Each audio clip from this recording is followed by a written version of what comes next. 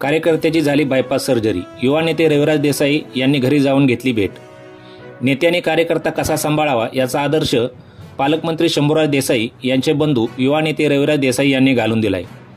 आपल्या जवळच्या कार्यकर्त्याची bypass surgery झाली असे समजताच त्यांनी त्याच्या घरी जाऊन भेट घेतली, तसंच त्यांच्या तब्येतीची विचारपूस केली। कुंभारगाव मानेचीवाडी येथील रहिवासी पंचायत समितीचे माजी उपसभापती जितेंद्र केसकर यांची काही दिवसापूर्वी बायपास सर्जरी झाली होती।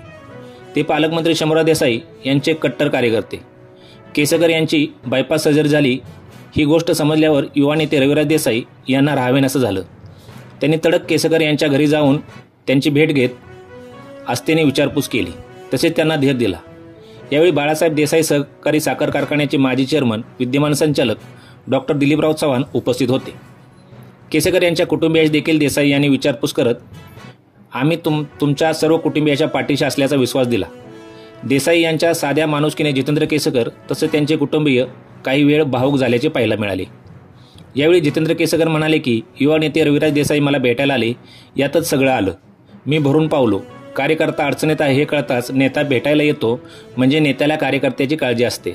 कार्यकर्ता जपला पाहिजे ही तळमळ पालकमंत्री शंभूराज देसाई यांची कायम असते आणि आज देखील हीच भावना ठेवून त्यांच्या कृतीतून दाखवून दिलं।